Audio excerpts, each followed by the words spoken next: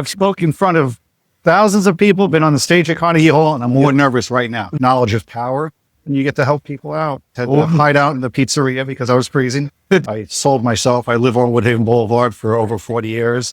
My mother was actually the first Asian professional ice skater in America. Wow. And so when they went to cities to do their shows, she would meet the mayors, and we actually have keys to all the cities. It's just a great feeling to be part of it. And that's what I wanted the rest of my life to be.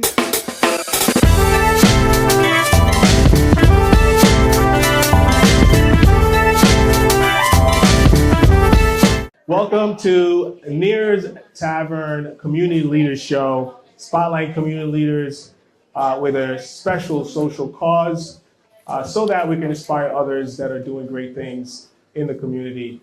And this all takes place because we have support and sponsorship from Neir's Tavern Ambassadors Club, the Social Club for Social Good for New York City's oldest bar, the leaders of our customer community, working together with me to multiply the good as best as possible. And so, my next guest is the president of Queen Symphony Orchestra. I wanted to say more, but he sent in his bio a little late. No, I'm just kidding. I'm kidding. Listen, this is my friend. We could rib on each other.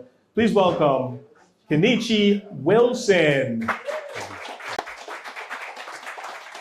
Did you like that? How was that? I was like, I'll take that. I'm already nervous as is. No. I've spoken in front of thousands of people, been on the stage at Carnegie Hall, and I'm more nervous right now. Really? Yes. We're friends. I thought we were friends. Okay, then you go. We're friends. We're friends. We're hanging out. We're just chilling out. But seriously, I think it's always important to people. I can list a whole bunch of bios and stuff, but at the end of the day, I like to kind of simplify it. Please tell the audience your name, your title, and the organization you represent. My name is Kenichi Wilson. A lot of people call me Kenny around here. Tonight I'm representing the Queen Symphony Orchestra, an orchestra that I adore and keep close to my heart. Queen Symphony Orchestra is celebrating its 70th year. Melinda Katz, 70 years, yes. Melinda Katz's father, our previous Queensborough president, and now our DA, her father founded this orchestra. And it's been through its struggles. And when I had the opportunity to see how the administration works and was able to join the board, I went full force. I joined the board, and here I am, the president now. Yeah, exactly. You're not even just joining the board. You became the president of Queen Symphony Orchestra. I mean, what a beautiful gift to the community that you serve. But you weren't always that. Like you said in the beginning, he was talking about a whole bunch of other things. There's a list of things. And people that have good hearts always are volunteering and getting involved in different things. But I want to just take a moment, if you can, just kind of list some of the things that you've done in the community as a community service, besides being the president of Queen Symphony Orchestra. There's tons more I think people should know. Well, I'm a lifelong resident of Queens. I always felt that, once you spend so much time in a concentrated area, you have roots. You grow roots into the community. People that I met, you want to get out there and just do what you could possibly do and offer and learn. The more you learn, knowledge is power, and you get to help people out. I think one of the first things I did in this area was I joined the 102 Precinct Auxiliary Police Department.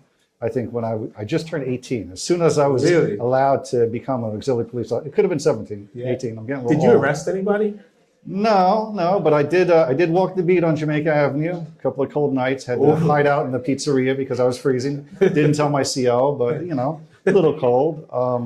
After doing that for a while, my mother fell ill, and from something very simple, and any medic would have known what her condition was.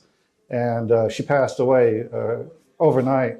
It kind of frustrated me, so I focused from volunteering for the police department to going over here, actually a couple blocks away, or right down the street, to Woodhaven Richmond Hill Volunteer Ambulance Corps. Oh, I remember that. We did a fundraiser for them. Yes. You were a volunteer for that? Yes, I started off as a dispatcher. I got my first aid certificate, my CPR. At the time, I also was kind of dabbling in mechanics. So I'd work on the ambulance because they couldn't afford to do a couple of things at the time, and drove the ambulance for a little while. Got to play around with the sirens. But after that, you know, obviously people's times change, and you got to focus on work, and sometimes, you know, work overtakes the time that you could have for volunteering. So I took a break for a little while. And, you know, Kenny has been,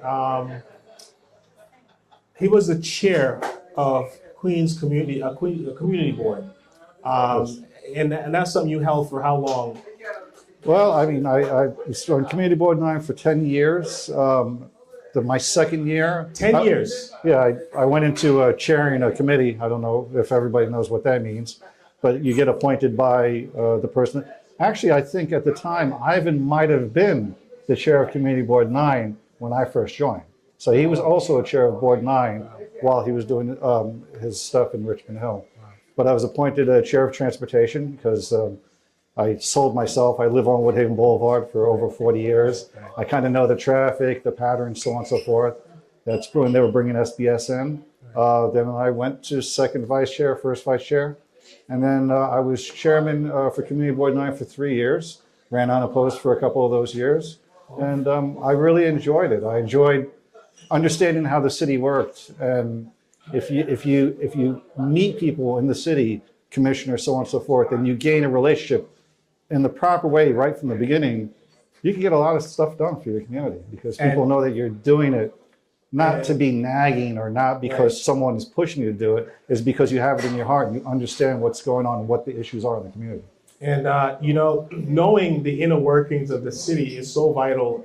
I know we did a 190th year anniversary block party, and we did one last year, and yeah, it was fun. And Kenny came through and helped us and pushed a lot of things through to make sure it's happening. Definitely. So definitely a leader when it comes to Neir's Tavern and also in the greater community. So thank you for that. And also my deepest condolences to loss of your mother as well. It's a really tough thing to lose a parent. You know, I know that you had that happen to you, but somehow you were drawn to Queen's Symphony Orchestra. You became.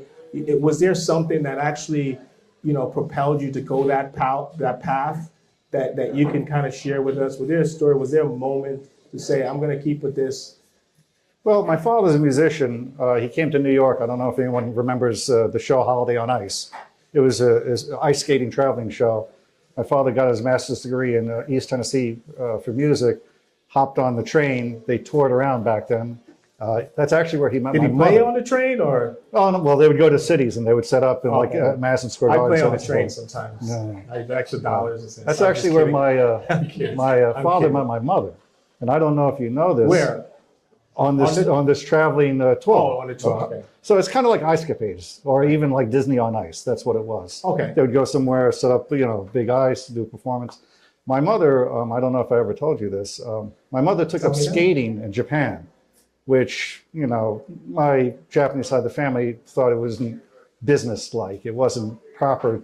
You know, what does ice skating do? You How's know, the money? How are you going to make money? So my mother, being rebelliant, actually left Tokyo and decided that she's going to make a career out of skating, which that's where they met. You know, my mother and father met on the tour of the U.S. And so my mother was actually the first Asian professional ice skater in America.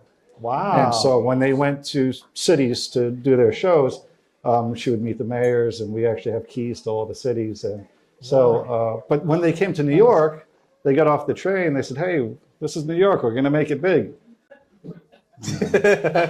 There's no jobs for Asian ice skaters. There's no jobs for, you know, percussion drummers. And so they struggled for a long time. And believe it or not, one of the very first jobs that my father got was for Dr. George Seufert, the Seufert Bandshell in Forest Park. Oh. And, you know, it would be a Sunday job, maybe the only job that he had for the week. And they used to bring me up there as a child. And what I was told is, as soon as I was able to start walking around, or even running around at first, I would steal all the programs out of the boxes and hand them to everybody that didn't have one. So I guess I always wanted to be part of the show when I was younger. And so much you created your own show. So you have your own company that's called Wilson's Showtime Services. All right, give a round of applause to that. So with the symphony orchestra, who are the people that it's serving? I mean, who are these people that's coming to listen, that's enjoying it? I mean, and how are you building that up? I know it's hard, but how are you building that? Who are these people? Let me step backwards a little bit. Okay. So George Seufert, that bandshell, after he passed away, people, they call it books. It's music. You have to own the copyright to this music, whether it's military marches, so on and so forth. Queen Symphony actually bought the books from the George Seufert's collection. So then Queen Symphony started playing up in the park, and that's how I was introduced to Queen Symphony as a child, and as my father playing. So that's when Queen Symphony started coming. I started seeing the following that they had, and I always felt like I was part of this Sunday concert series, with Queen Symphony coming in and handing out the programs, and I just kind of made myself a volunteer. Whatever you need, I'm here for you. Right. And so that just kind of showed that, the musicians are performing. Just so you know, we'll let the cat out of the bag. When union musicians, let the cat out of the bag, do a free outdoor concert, they're getting paid at a lesser scale than they normally do. And the reason why they're doing it is because they just love to perform for the people that they're doing it for. Wow. So even Queen Symphony Orchestra, if you go to a free outdoor concert, the musicians, they want to be there. They want to do this for you. So they're accepting a contract of lesser pay to be able to perform. So just knowing that out of feeling and just living the life, through my father of a musician and watching the people come and seeing the smiles on their faces, it was good. It's just a great feeling to be part of it. And that's what I wanted the rest of my life to be. Wow, give a round of applause to that. That's really, really cool. And I can tell, I'm sure people that are in the audience are appreciating that, and they should know that, because it makes me really want to go even more and do more. Listen, if you by any chance can support the Queen Symphony Orchestra, do so. But let me close with this here. Doing something over and over and contributing, it's important, right? We feel good about it, but what's something that's really impacted you to say, you know what, I'm getting something back. I see the result. Was there an instance or something to say, we made an impact here. We made a change here. It's something that you can share with us that. To put your finger on one thing is very hard. I just find it very gratifying. There's so many times that even I've asked for help from someone. Sometimes people are they don't have the will to do it, or maybe they don't have the knowledge, or you've been yes to death. When I've been asked to help people out, and sometimes I know they're in a situation that they haven't had help before, they weren't explained properly why it couldn't be. My whole life, I kind of grew up as a pessimist, I have to think of the next step. How can we do this? How can we help someone? Let's find a different route. And in life, I've always been pretty much successful of problem solving, figuring out what the issue is that someone has and just taking a different route. And just the little bit that you could help and you explain how, why it was difficult to do it is really gratifying. Just sometimes the littlest things create the biggest smiles back to you. And it feels better than winning the lottery sometimes. Yeah. No, very good, very good. And it really reminds me of a statement that Nancy, one of our ambassadors, had mentioned before. We were on a call, and we were doing an ovarian cancer awareness thing. And we were talking about contributing and doing things and just bigger and better. And it's just like, Lloyd, sometimes just the little things is enough. Just doing something is just as powerful, because we can't, lead or want to build a $100 million nonprofit, but we can all do something. We can do something. And I always remember that.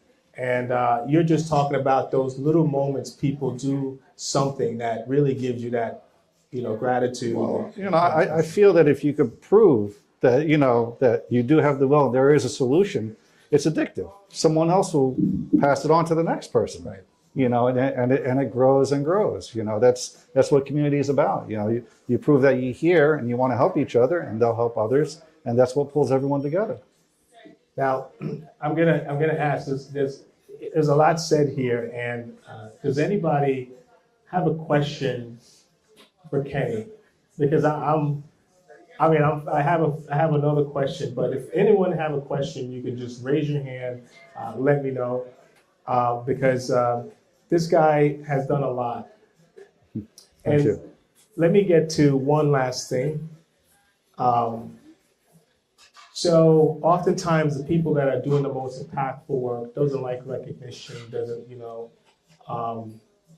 but Kenny wanted to move a little bit higher, a little bit further, to make a bigger impact. He's done a tremendous amount of volunteer work. Community board, Queen Symphony Orchestra, and just donating services. And he went to seek higher office, ran for city council to say, I want to do this permanently. And I was a big supporter of his. Absolutely. Why did you do that? Well, I mean, at the time, it seemed like, you know, all the moons were aligning. Unfortunately, COVID kicked in, shut down show business. And I was trying to keep all my employees employed, trying to have my office going. At the time, you know, I love constituent services. And if people don't know exactly what that means, is when you have neighborhood people call up the office, say I have an issue, so on and so forth.